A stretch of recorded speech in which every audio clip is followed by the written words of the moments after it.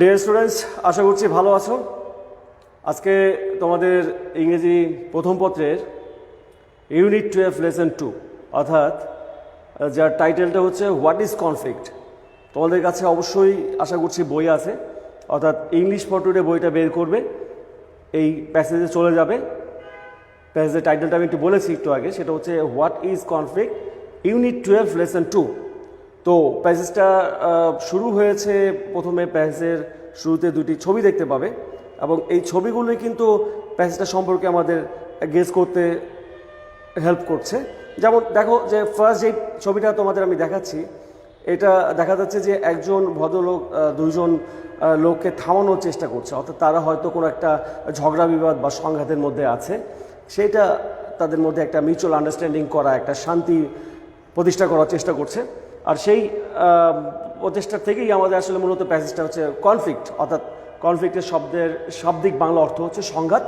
তো প্যাসেজ পড়তে হলে তোমাদের কিন্তু কী করতে হবে, যে first of all for today বই খুলতে হবে, লাইন বাই লাইন আমি পড়বো, শব্দের অর্থগুলো বলবো, অর্থগুলো কিন্তু তুমি লিখে নেবে। এবং এই প্যাসেজের নিচের দিকে দেখো একটা আরেকটা ছবি আছে, বা তুমি দেখবে যে আশেপাশে আরেকটা ছবি আছে। সেই ছবিটা হচ্ছে যেখানে লেখা আছে may peace prevail on earth. দেখতে পাচ্ছ কিনা দেখো, may peace prevail on earth. Prevail শব্দের অর্থ হচ্ছে বিরাজ করা, জয়ী হওয়া অথবা বিজয় লাভ করা। এই প্রিভেল মানে যেটা দিয়ে দাঁড়ালো মে প্রিভেল অন আর্থ, অর্থাৎ হচ্ছে যে পৃথিবীতে শান্তি বিরাজ করুক অথবা শান্তির জয় হোক। তো চলো আমরা তাহলে দেখে নিই আমাদের প্যাসেজটা কি আছে এবং প্যাসেজটা আমরা শুরু করি। দেখো প্যাসেজের শুরুতেই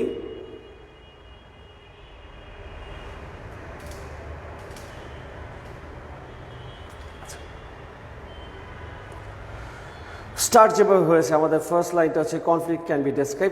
নিশ্চয়ই দেখতে পাচ্ছ আমি যেটা বলছিলাম যে লাইন বাই লাইন যেমন পড়ব, পাশাপাশি তোমাদের শব্দের অর্থগুলো যাতে তোমরা ইজিলি করতে পারো সেটা বিষয়ে আমি হেল্প করব। ফার্স্ট লাইন দেখো, conflict can be described. So আমি আগেই বলেছি কনফ্লিক্ট মানে হচ্ছে সংঘর্ষ, আর ডেসক্রাইব এই যে কনফ্লিক্ট শব্দের অর্থ হচ্ছে সংঘর্ষ এবং ডেসক্রাইব শব্দের অর্থ হচ্ছে বর্ণনা করা। অ্যাজ আ ডিসঅ্যাগ্রিমেন্ট, তো আমরা অ্যাগ্রিমেন্ট শব্দের অর্থ কি জানি, যে কোনো কিছু একমত হওয়াকে অ্যাগ্রিমেন্ট বলা হয়, আর ডিসঅ্যাগ্রিমেন্ট হচ্ছে সহমত না হওয়া, অর্থাৎ মতামতের মধ্যে বা মতের মধ্যে বা একটা সিদ্ধান্তের মধ্যে পার্থক্য চলে আসা। এমন গ্রুপস আর ইন্ডিভিজুয়ালস, গ্রুপস মানে হচ্ছে একটা দল, আর ইন্ডিভিজুয়ালস শব্দের অর্থ হচ্ছে কি, ইন্ডিভিজুয়াল শব্দ হচ্ছে ব্যক্তি, একজন ব্যক্তির ক্ষেত্রে বা ব্যক্তিগত বিষয় বা ব্যক্তির ক্ষেত্রে আমরা ইন্ডিভিজুয়াল শব্দটা ইউজ করি। ইন্ডিভিজুয়াল না, শব্দের উচ্চারণটা হচ্ছে individual. Characterized by antagonism and hostility. Characterize শব্দ অর্থ হচ্ছে বৈশিষ্ট্য, অর্থাৎ কোনো কিছুকে বৈশিষ্ট্য আরোপ করা, বাই অ্যান্টাগনিজম অ্যান্ড হোস্টিলিটি। সো আমি কিন্তু একটু আগে বলেছি তোমরা খাতা কলম নিয়ে প্রস্তুত থাকতে হবে এবং শব্দের অর্থগুলো লিখতে হবে তোমাকে। অর্থ না লিখলে তুমি কিন্তু কোনো প্যাসেজটা যে শেষ হয়ে যাওয়ার পরেও দেখবে যে তুমি বুঝতে পারছো না, কারণ এই অর্থগুলো তোমার আবার লাগবে, অথবা তোমাকে আবার ডিকশনারি কষ্ট করে খুঁজতে হবে। তার চেয়ে বরং আমি বলছি তুমি অর্থ লিখে নাও। অ্যান্টাগনিজম শব্দ অর্থ হচ্ছে বিরোধিতা, বিপক্ষে যাওয়া বা বিরোধিতা। অ্যান্ড হোস্টিলিটি শব্দ অর্থ হচ্ছে, হোস্টিলিটি সরাসরি শাব্দিক অর্থ হচ্ছে শত্রুতা। হোস্টিলিটির আরেকটা অর্থ আছে যার অর্থ হচ্ছে বিরোধিতা করা, শত্রুতা, এবং আরেকটা অর্থ হচ্ছে তোমার বৈরিতা হতে পারে। এটা হচ্ছে বিরোধিতা আর এটা হচ্ছে শত্রুতা বা বৈরিতা। সহজ শব্দ যদি মনে রাখতে চাও তাহলে শত্রুতা।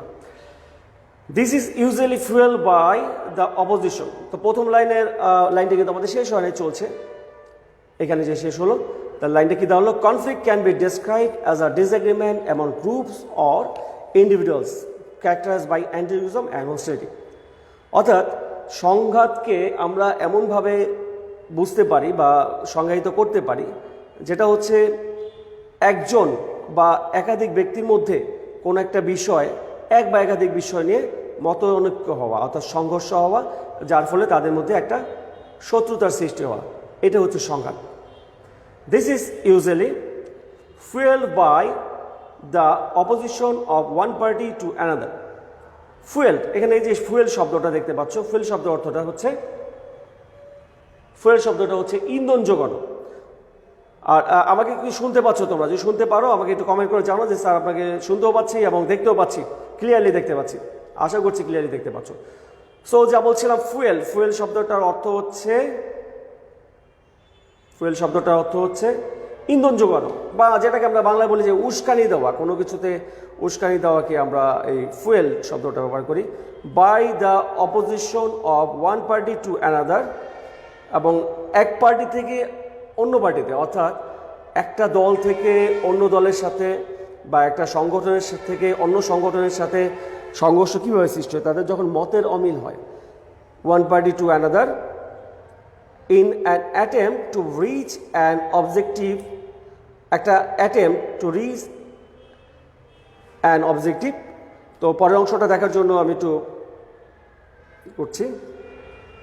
Rich an objective different from that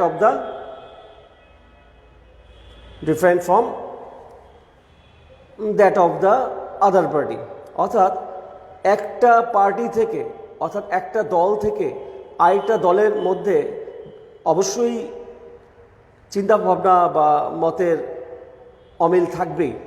এই যে মতের অমিল থাকা, এটা কিন্তু এই দুইটা পার্টির মধ্যে সংঘর্ষ হওয়ার অন্যতম কারণ। আমরা যদি আমাদের দেশের প্রধান দুইটা রাজনৈতিক দলের কথা ভাবি, তাদের উভয়ের মতাদর্শের, অর্থাৎ আওয়ামী লীগ এবং বিএনপির উভয়ের মতাদর্শের কিছু তো পার্থক্য আছে, তাই না? এবং যেহেতু তারা বিরোধী দল, তারা একে অন্যের গঠনমূলক বিরোধিতা বা সমালোচনা করবেই, এটাই স্বাভাবিক। তো এই যে তাদের পার্থক্য, অর্থাৎ পার্টিতে পার্থক্য, এটা যেমন স্বাভাবিকভাবে থাকবে, আবার পাশাপাশি এটা সংঘর্ষের বা একটা সংঘাতের কারণ হয়ে দাঁড়াতে পারে। দিস এলিমেন্ট ইনভলভ, এই যে এলিমেন্টটা, অর্থাৎ এই যে আমরা বলছি যে তোমার সংঘাত, this element involved in the conflict have varied sets of principles, অর্থাৎ এই যে তোমার কনফ্লিক্টটা হয়, কেন হয়? অর্থাৎ ভ্যারিড সেটস অফ প্রিন্সিপাল থাকে, অর্থাৎ নীতি। প্রিন্সিপালস মানে হচ্ছে এখানে নীতি। প্রিন্সিপাল বানান আমরা অধ্যক্ষ বানান PRINCIPAL লিখি, তাই না? আর এখানে কিন্তু প্রিন্সিপাল বানানটা দেখতে পাচ্ছ কিনা? এখানে প্রিন্সিপাল বানানটা কি দেখতে পাচ্ছ? দেখছি।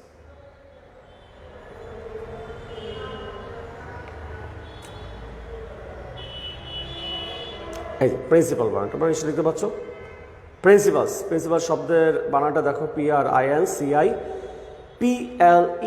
এই প্রিন্সিপাল শব্দের অর্থ হচ্ছে নীতি।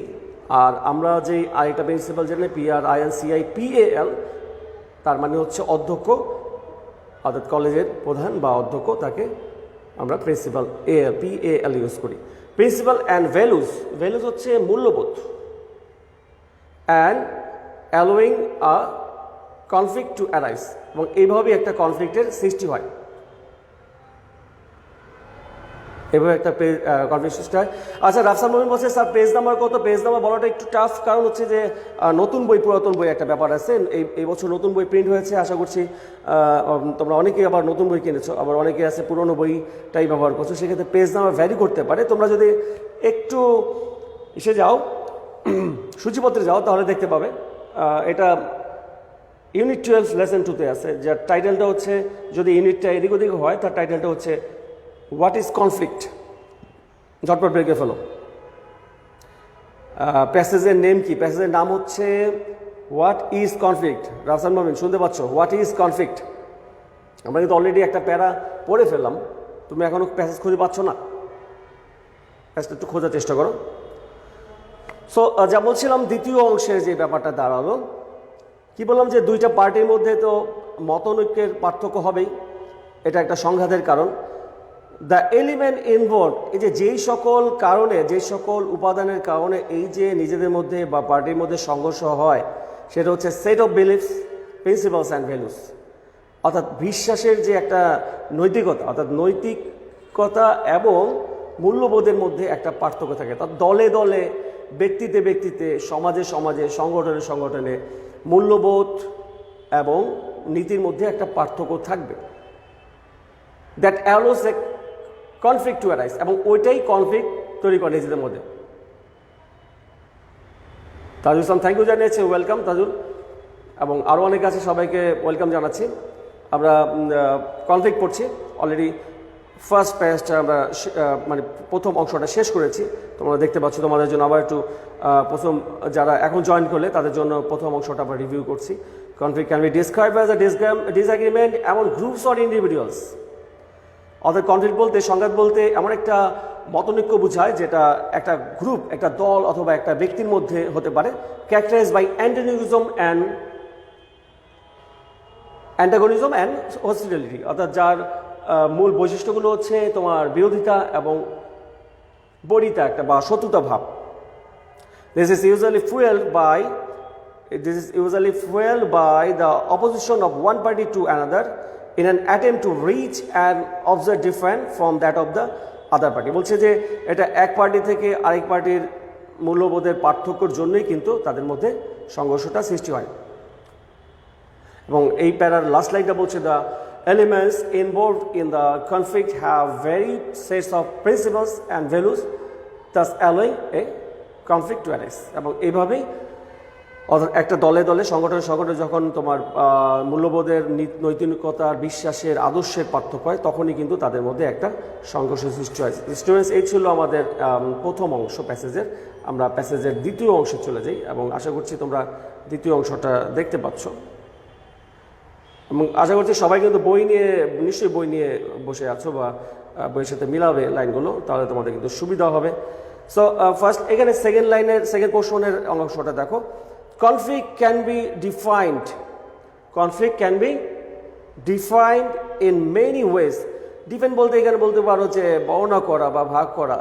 কনফ্লিক্টকে, সংঘর্ষকে বা সংঘাতকে অনেকভাবেই ব্যাখ্যা করা যায়, but one of the simplest is that it pertains to the opposing ideas. অর্থাৎ কনফ্লিক্ট তো, অর্থাৎ সংঘর্ষ তো বিভিন্ন কারণে হতেই পারে। মানুষ ব্যক্তিতে সমাজে বা সংগঠনে বা দলে দলে কনফ্লিক্ট হতেই পারে, কিন্তু বলছে যে কনফ্লিক্ট হওয়ার সবচেয়ে যে প্রধান কারণটা কাজ করবে সেটা হচ্ছে অপোজিং আইডিয়াস অ্যান্ড অ্যাকশনস। অর্থাৎ অন্যের যে আইডিয়া, সেই ধারণার সাথে বা তার আইডিয়ার সাথে আরেকজনের মতের মিল না হওয়া বা আরেকটা দলের মতের মিল না হওয়া, and actions of different entities, এবং ডিফারেন্ট এন্টিটিসে তারা অ্যাকশন করবে। অর্থাৎ একটা দল যেভাবে কাজ করবে, একটা নির্দিষ্ট কাজে একটা দল যেভাবে করবে বা একজন ব্যক্তি যেভাবে করবে, আরেকজন ব্যক্তি বা আরেকটা দল সেভাবে নাও করতে পারে। এই যে তাদের যে কাজের মধ্যে পার্থক্য হবে, দ্যাট মিনস অ্যাকশন, এটাও একটা কনফ্লিক্টের কারণ। Resulting in an antagonistic state, এবং ফলে কি হচ্ছে, একটা অ্যান্টাগনিস্টিক স্টেট হচ্ছে। অ্যান্টাগনিস্টিক স্টেট মানে হচ্ছে শত্রুভাবাপন্ন একটা স্টেট হচ্ছে। অর্থাৎ দুইটা দল, ধরো একটা রাজনৈতিক দলের কথা ভাবো, দুইটা প্রধান বিরোধী দল বা একটা সরকার দল বা বিরোধী দল, দুইটা দল যে মিলেমিশে একটা রাষ্ট্র পরিচালনা করবে, এমন না হয়ে বরং হয়ে যাচ্ছে কি একে অন্যের বিরোধিতা করছে, তাদের মতাদর্শের সাথে অন্যের মতাদর্শ মিলছে না, এবং ফলে কি হচ্ছে, একটা শত্রুভাবাপন্ন পরিবেশে বা পরিস্থিতি সৃষ্টি হচ্ছে। অর্থাৎ একে অন্যের কি হয়ে যাচ্ছে, একে অন্যের শত্রু হয়ে যাচ্ছে। স্টুডেন্টস, এই ছিল সেকেন্ড পার্ট। আমি সেকেন্ড পার্টটা আবার একটু রিভিউ করছি তোমাদের সুবিধার জন্য।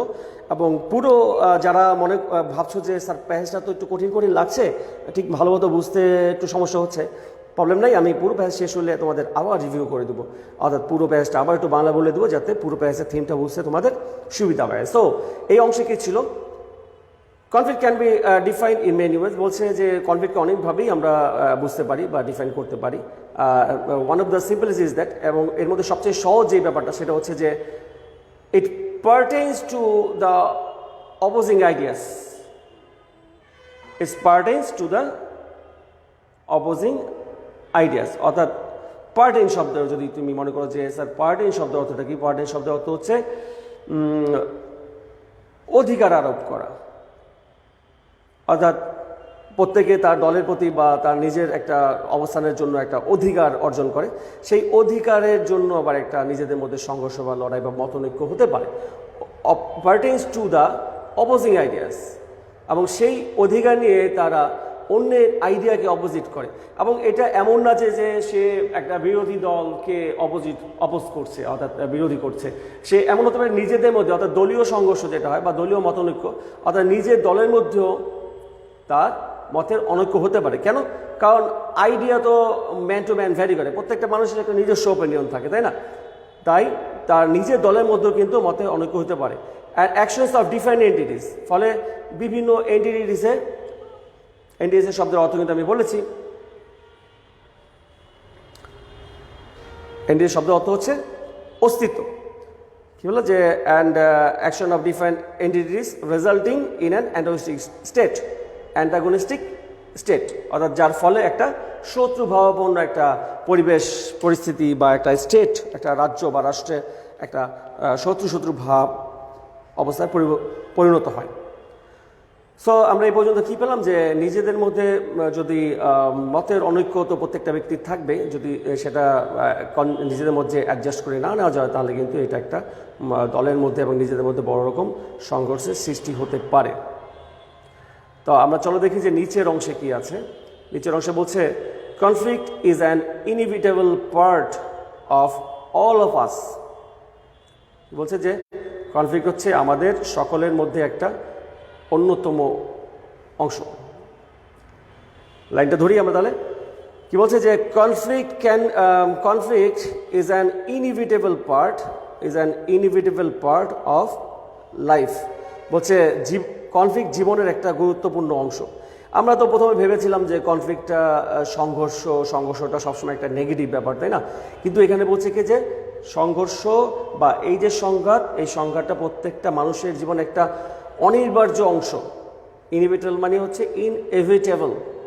ইনএভিটেবল মানে হচ্ছে অনিবার্য, অর্থাৎ প্রত্যেকটা মানুষের জীবনের এটা হবেই হবে। সেটা কিভাবে?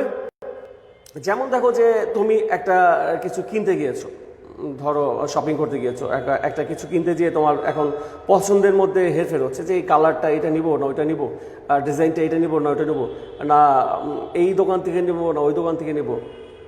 এই যে নিজের মধ্যে একটা সংঘর্ষ হচ্ছে, কিন্তু এটা কিন্তু একটা সংঘাত, এটা ভালো দিকে সংঘাত, ঠিক আছে? এর ফলে কি হবে, তুমি একটা ভালো ডিসিশন নিবে। আবার একটা কাজের ক্ষেত্রে যেটা হয় যে আমি এই কাজটা কি করব কি করব না, বা করলে কি হবে বা না করলে কি হবে, এই যে সংঘাত যে হচ্ছে, অর্থাৎ প্রতিটা সময় প্রতিটা মুহূর্তেই আমাদের মধ্যে কিন্তু একটা সংঘাত সবসময় কন্টিনিউ হচ্ছে। প্রত্যেকটা মানুষ প্রত্যেকটা কাজের ক্ষেত্রে কিন্তু সে নিজেকে সংঘাতের মধ্যে খুঁজে পায়। অর্থাৎ এই যে সংঘাতটা এটা আমাদের জীবনের সেই জন্য এখানে বলছে যে সংঘাত হচ্ছে আমাদের জীবনের একটি অবিচ্ছেদ্য অংশ, অনিবার্য অংশ। All of us possesses our own opinion মানে হচ্ছে মতামত। অর্থাৎ প্রত্যেকেরই আমাদের নিজস্ব একটা মতামত আছে, আমাদের প্রত্যেকেরই লাইফ সম্পর্কে একটা আলাদা ভিউ আছে। প্রত্যেকেই আমরা নিজেদের ভালো মন্দ সম্পর্কে অকিভাল, অর্থাৎ আমার নিজের ভালোটা তো নিজে ভালো বুঝি, তাই না? তো সেটাই বলছে যে আমাদের প্রত্যেকেরই একটা নিজস্ব মতামত আছে, আইডিয়া আছে, ধারণা আছে কোনো ব্যক্তি বা কোনো স্থান বা কোনো জায়গা বা কোনো বস্তু সম্পর্কে। অ্যান্ড সেটস অফ বিলিফস, এবং নিজেদের একটা নিজস্ব বিশ্বাস আছে যে এই জায়গাটা এরকম হতে পারে, এই মানুষটা এরকম হতে পারে, বা এইখানে এরকম।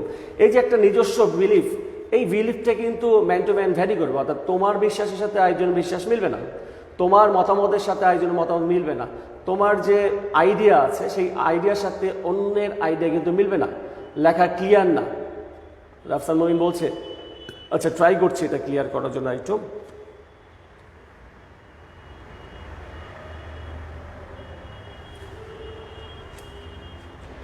আচ্ছা, আশা করছি এখন ক্লিয়ার হচ্ছে।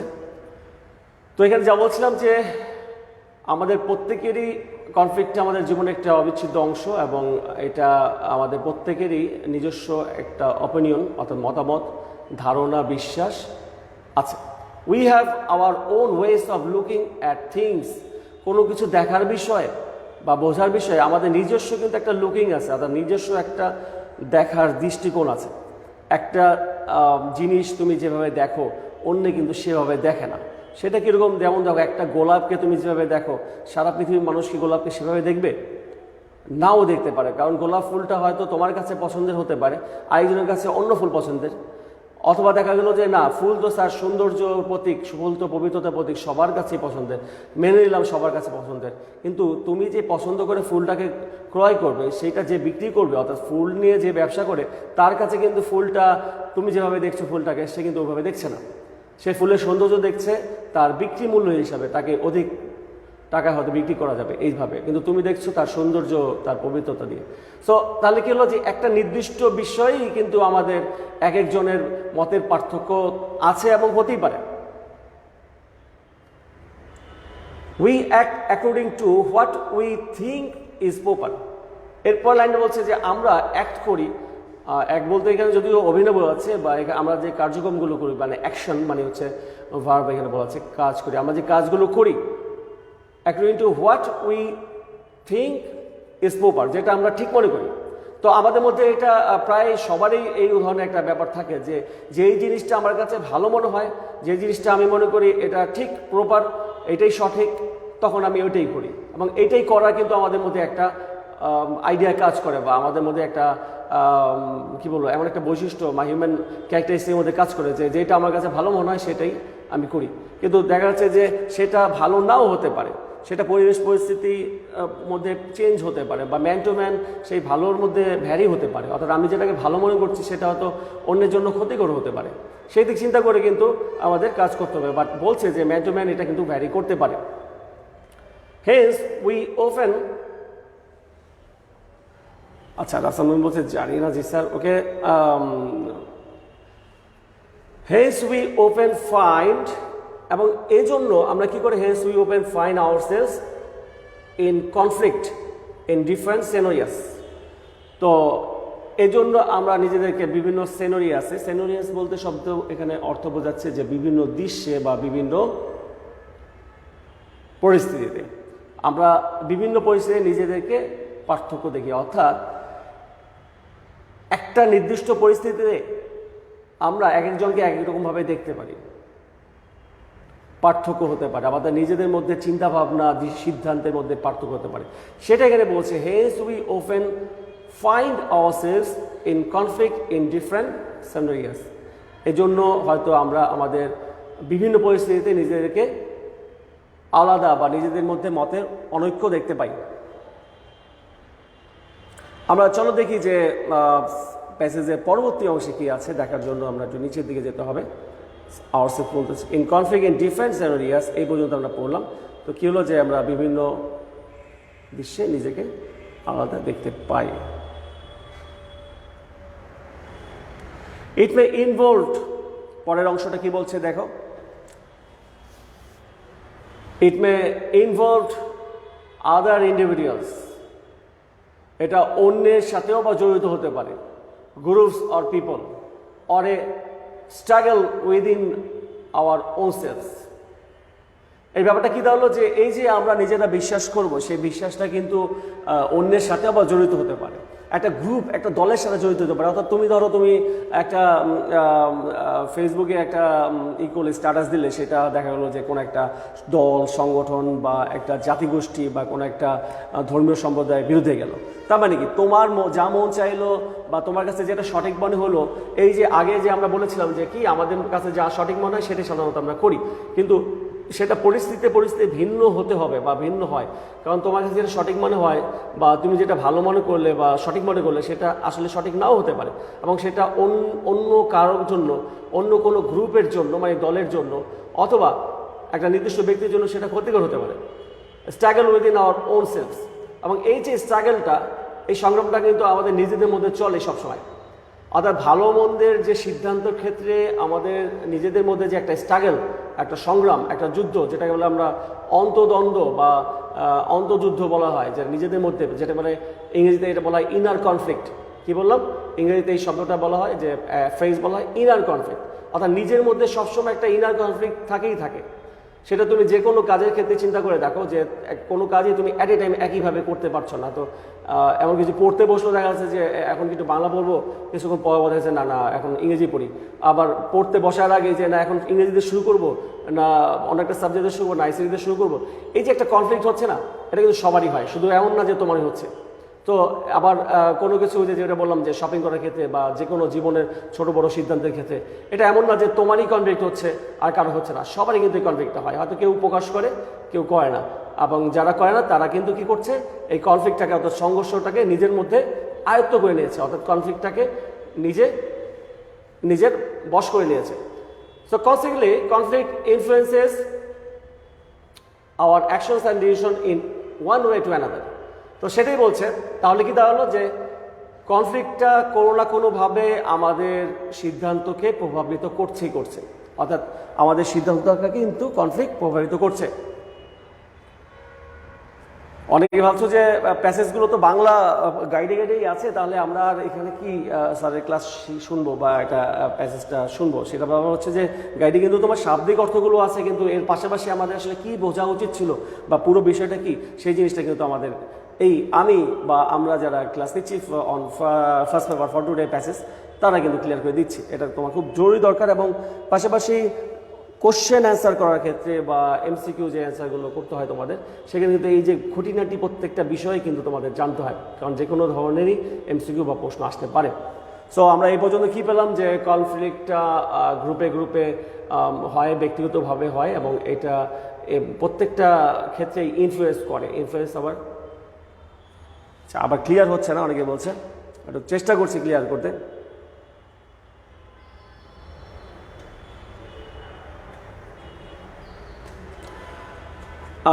চলো স্টুডেন্টস আমরা তাহলে পরের অংশে যাই। পরের অংশে কি আছে একটু দেখে নেই।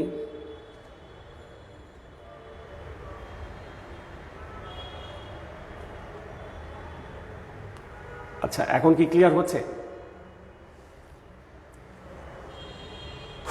সো এখানে ফার্স্টে বলছে এই অংশে এসে কনফ্লিক্ট কামস ন্যাচারালি, দেখতে পাচ্ছ বলছে কনফ্লিক্ট কামস ন্যাচারালি, অর্থাৎ সংঘাতটা প্রাকৃতিকভাবেই হয়। দ্য ক্ল্যাশিং অফ থট, এই যে চিন্তা ভাবনার মধ্যে একটা ক্ল্যাশ হয়, সংঘর্ষ হয়। ক্ল্যাশ মানে হচ্ছে সংঘর্ষ, অর্থাৎ আমাদের প্রত্যেকেরই চিন্তা ভাবনার মধ্যে একটা সংঘর্ষ হয়। And ideas is a part of human experience, এবং এটা আমাদের প্রত্যেকটা মানুষের অভিজ্ঞতার একটা ফল। ব্যাপারটা কী দাঁড়ালো?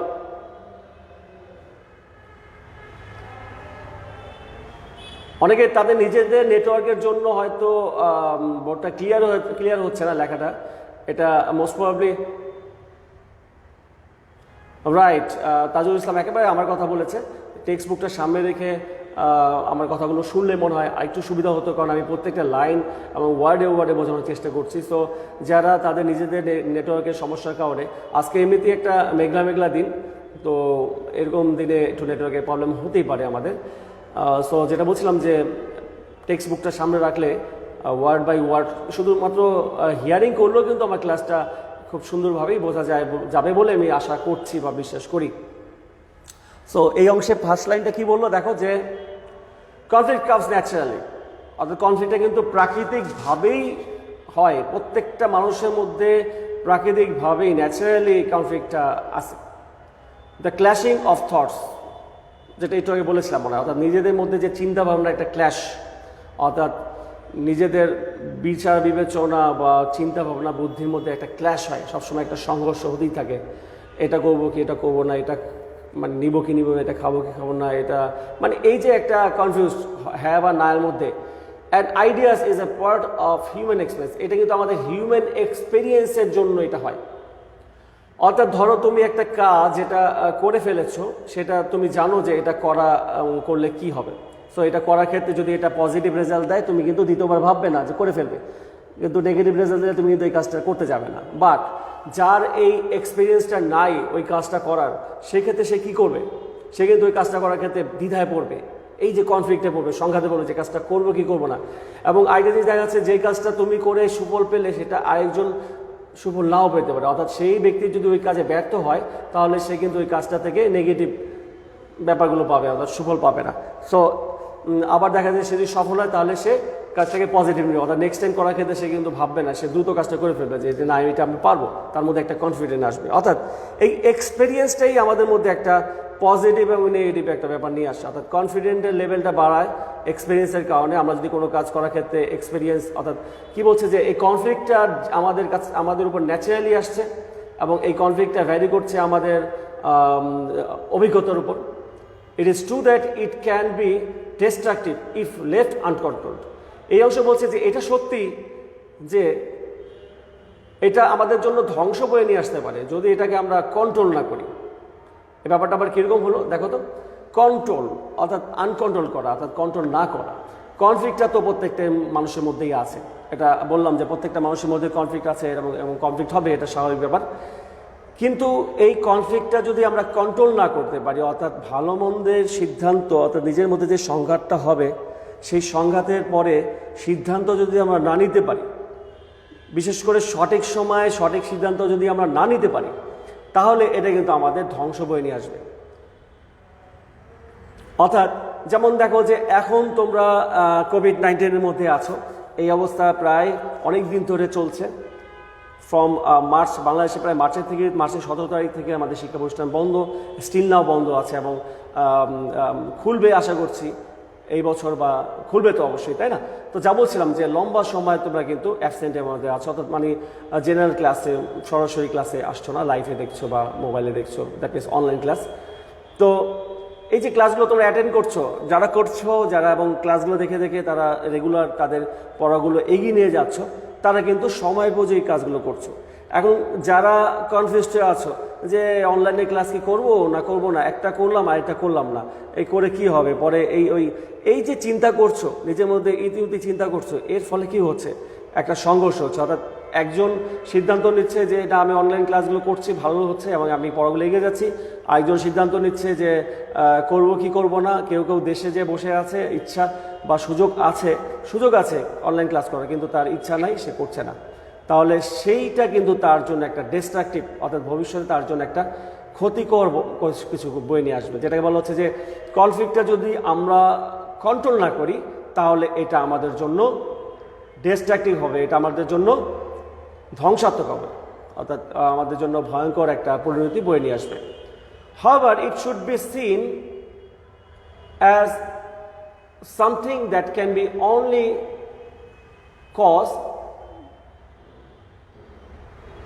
negative things to transpire. কি বললো যে যাই হোক, it shouldn't be seen, কিন্তু এই সংজ্ঞাটাকে এইভাবে দেখা যাবে না অ্যাজ নেগেটিভ থিং, যে এটা একেবারে সবসময় নেগেটিভ, অর্থাৎ আমাদের জন্য একটা নেগেটিভ থিং বয়ে নিয়ে আসছে, নেগেটিভ থিংস টু ট্রান্সফার, যেটা আমাদের নিজেদের মধ্যে ট্রান্সফার করছে, নেগেটিভ জিনিস থিংগুলো ট্রান্সফার করছে। ট্রান্সফার শব্দ অতটা নিশ্চয়ই তোমরা জানো, তো তোমাদের সুবিধার জন্য আমি ট্রান্সফার শব্দটা অর্থটা বলছি, সেটা হচ্ছে যে পরিবাহিত করা বা বয়ে নিয়ে আসা বা প্রকাশ করা। কি বলছে যে কনফ্লিক্ট তো আমাদের জীবনে দরকার, ঠিক আছে, কিন্তু কনফ্লিক্ট মানে যদি সংঘর্ষ হয়, আর সংঘর্ষটা সবসময় যদি মনে হয় যে এটা মারামারি কাটাকাটি এই ধরনের একটা সংঘর্ষ, মানে সংঘর্ষর শব্দটা আসলেই মাথায় আসলে যদি এরকম একটা চিন্তা আসে যে এটা ইট অলওয়েজ ডিস্ট্রাকটিভ, সেটা কিন্তু ঠিক হবে না। বলছে যে কনফ্লিক্টকে এইভাবে দেখা তোমার ঠিক হবে না, যে কনফ্লিক্ট সবসময় তোমার জন্য খারাপ কিছু বয়ে নিয়ে আসবে বা ধ্বংসাত্মক কিছু বয়ে নিয়ে আসবে। সংঘর্ষ সবসময়ের জন্য ধ্বংসাত্মক না। সেটা কীরকম? আমি সংঘর্ষ বলতে তোমার বলিনি যে মারামারি, সেই ধরনের সংঘর্ষ বলিনি। এটা হচ্ছে ইনার কনফ্লিক্ট, নিজের মধ্যে সংঘর্ষ, অর্থাৎ অন্তদ্বন্দ্ব, অর্থাৎ প্রত্যেকটা মানুষের মধ্যে যে অন্তদ্বন্দ্ব হয় যে কোনো বিষয়ে, সেই অন্তদ্বন্দ্বের পরে সে যখন একটা সঠিক সিদ্ধান্ত নিতে পারে, এবং ধরো একটা কাজ করার ক্ষেত্রে আমার সিদ্ধান্তের অভাবে ভুগছি যে আমি এটা কি করবো কি করবো না, দেখা গেলো আমি কাজটা করলাম এবং করার পরে এটা যদি আমার জন্য ভালো কিছু বয়ে নিয়ে আসলো, তাহলে কি দাঁড়ালো যে আমার যে এই কাজটা করার আগে একটা সংঘর্ষ হয়েছিল নিজের মধ্যে, বা সংঘাত হয়েছিল, বা মনের মধ্যে দ্বন্দ্ব হয়েছিল, বা কাজটা করার ক্ষেত্রে সন্দেহ হয়েছিল, সেটা বাস্তবে আমার জন্য পজিটিভ রেজাল্ট নিয়ে আসলো। অর্থাৎ এই ধরনের কাজ করতে পরবর্তীতে আমাকে আর চিন্তা করতে হবে না যে এটা আমার জন্য পজিটিভ রেজাল্ট নিয়ে আসছে। আবার যদি দেখা যায় যে এটা আমার জন্য নেগেটিভ নিয়ে আসছে, তাহলে এই ধরনের কাজ আমার বা আমাদের আর করা হবে উচিত হবে না বলে আমরা মনে করব। সো কনফ্লিক্টকে আমরা সবসময় নেগেটিভ ভাবো না, এটা কিন্তু একটা পজিটিভ সাইডও আছে। ইট ইজ আ ওয়ে, পরের অংশটা দেখো, to come up with more meaningful, দেখো যেটা বলছিলাম, ইট ইজ এই লাইনটা, it is a way to come up with more meaningful realizations, তাই তো, আরও অর্থবহ উপলব্ধি আমাদের নিয়ে আসতে পারে। অর্থাৎ আমরা যখন ওই যে বললাম যে সংঘর্ষের পরে যখন সিদ্ধান্ত নিব এবং দেখবো যে আমাদের সিদ্ধান্তটা সঠিক ছিল, তখন আমরা বুঝতে পারবো যে এটা আমাদের জন্য মোর রিয়েলাইজেশন, অর্থাৎ আমাদের আরও বেশি কাজ করতে উৎসাহিত করবে। That can certainly be helpful to the individual involved, যেটা নিশ্চিতভাবে আমাদের প্রত্যেকের মধ্যেই ইনভলভ থাকে যে সংঘর্ষটা, এবং যেটা পরের অংশটা বলো, it is a way to come up with a more meaningful realisation, অর্থাৎ আমরা আরও বেশি রিয়েলাইজেশন ক্ষেত্রে, উপলব্ধির ক্ষেত্রে, অর্থাৎ আমাদের সিদ্ধান্তটা সঠিক ছিল। এই যে নিজেকে চেনার ক্ষেত্রে এই সংঘর্ষ বা সংঘাতটা আমাদের খুব দরকার। That can be certainly be helpful two individual involve. প্রত্যেকটা মানুষ যে এর মধ্যে ইনভলভ থাকে তার এই জিনিসটা দরকার।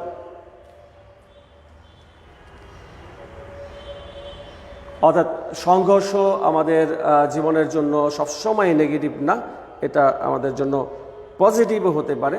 আমরা এই প্যাসেজের প্রায় শেষের দিকে চলে আসছি, যাদের বই আছে তারা তো দেখতেই পাচ্ছ, এটা হচ্ছে আমাদের প্যাসেজের একেবারেই শেষ অংশ।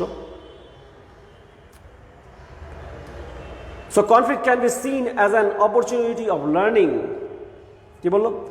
কনফ্লিক্টকে আমরা এইভাবে দেখতে পারি, কনফ্লিক্ট হচ্ছে আমাদের জন্য একটা সুযোগ শেখার অ্যান্ড আন্ডারস্ট্যান্ডিং এবং বোঝার আওয়ার ডিফারেন্সেস, আমাদের পার্থক্য, অর্থাৎ আমাদের নিজেদের মধ্যে যে কি পার্থক্য আছে, একের সাথে অন্যের যে কি পার্থক্য, সেটা বোঝার জন্য কনফ্লিক্ট একটা সুযোগ করে দিচ্ছে। এবং তার থেকে আমরা শিখতে পাচ্ছি, বুঝতে পারছি যে তার চিন্তার সাথে আমার চিন্তার কি পার্থক্য, এবং সে চিন্তা করে একই কাজ যখন করলো, সে যে ফলটা পেল, আমি যে ভিন্ন ফলটা পেলাম, অর্থাৎ কোনোটা যদি নেগেটিভ হয় বা পজিটিভ হয়, তখন কিন্তু আমরা বুঝতে পারবো যে আমাদের ভুলটা কোথায় ছিল, অথবা আমরা সঠিক সিদ্ধান্ত নিয়েছি। We can all leave harmoniously despite conflict, অর্থাৎ এই যে কনফ্লিক্ট আছে, সংঘর্ষ তো আমাদের থাকবেই, এই কনফ্লিক্ট থাকা সত্ত্বেও আমরা কিন্তু নিজেদের মধ্যে একটা হারমোনিয়াস মানে হচ্ছে মিলেমিশে থাকতে পারি। Conflict as long as we know how to responsibly manage these struggles. যদি আমরা এই যে স্ট্রাগলটা হয় নিজেদের মধ্যে, এই স্ট্রাগলটা নিজেদের মধ্যে দায়িত্বের সাথে বহন করতে পারি বা করতে পারি, তাহলে কনফ্লিক্ট আমাদের জন্য ভালো কিছু বয়ে নিয়ে আসবে। তো লাস্টের প্যারাটা কি বলছে?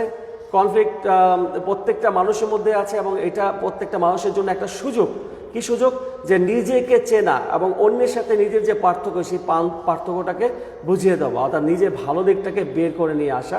এবং we can all leave harmoniously despite conflict. এই যে কনফ্লিক্ট তো থাকবেই, প্রত্যেকটা মানুষের আজীবন কনফ্লিক্ট থাকবে।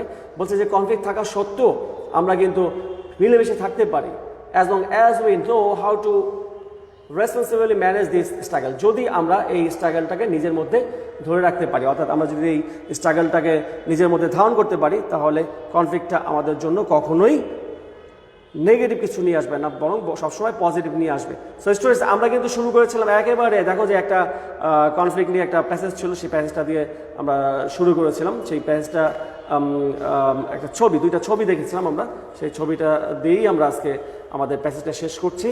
তো দেখো যে প্যাসেজে এই ছবিটা আমরা দেখতে পাচ্ছি যে দুজন ব্যক্তি যারা মোটামুটি একটা সংঘর্ষে লিপ্ত হয়েছে। সংঘর্ষ বলতে হচ্ছে এখানে আমরা ঝগড়া টাইপের কিছু চিন্তা করতে পারি, এবং তাদেরকে একজন থামানোর চেষ্টা করছে, অর্থাৎ একটা মিউচুয়াল আন্ডারস্ট্যান্ডিং করার চেষ্টা করছে।